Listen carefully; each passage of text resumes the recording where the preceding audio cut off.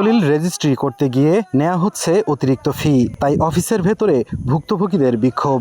অনিয়মের এই চিত্র রাজশাহীর বাগমারা উপজেলা সাব রেজিস্ট্রি অফিসের। বিষয়টি নিয়ে কথা বলতে গিয়ে মেলে অভিযুক্তের স্বীকারোক্তিও।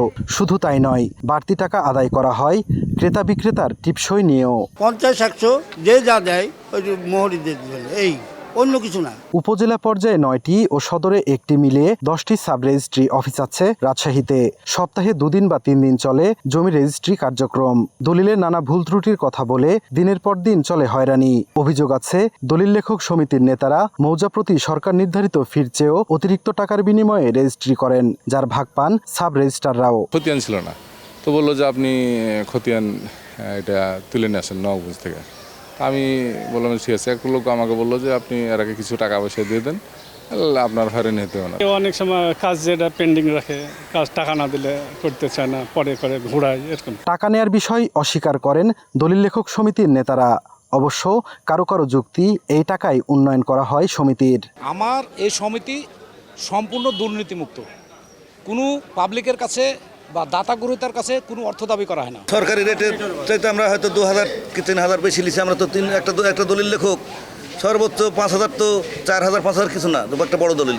এত কিছুর পরও সাব রেজিস্ট্রাররা বলছেন অতিরিক্ত টাকা নেয়ার অভিযোগ পেলে তবেই ব্যবস্থা নেয়ার উদ্যোগ নেওয়া সম্ভব। দালাল নিয়ন্ত্রণ কিন্তু আমাদের দায়িত্ব না।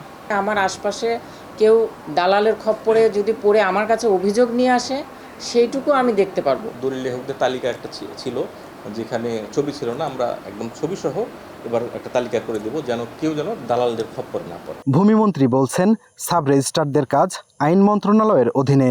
ভবিষ্যতে ভূমিসহ 3টি মন্ত্রণালয় এক ছাতার নিচে নিয়ে আসা সম্ভব হলে সব অনিয়ম বন্ধ হবে। সাব রেজিস্ট্রাররা ভূমি মন্ত্রণালয়ের আওতায় না, এটা আইন মন্ত্রণালয়ের আওতায়। তো সেই কারণেই এই সুযোগটা তারা পায়, এটা যেন বন্ধ হয়। তার জন্য আমি এর আগের বক্তব্যে বলেছি যে একটি ছাতার নিচে এই 3টি মন্ত্রণালয়কে নিয়ে এসে ব্যবস্থা নেওয়া। রাজশাহীর 10টি সাব রেজিস্ট্রি অফিসে মাসে করে 3500 দলিল রেজিস্ট্রি হয়, যেখান থেকে রাজস্ব আহরণ হয় 12 কোটি টাকার বেশি।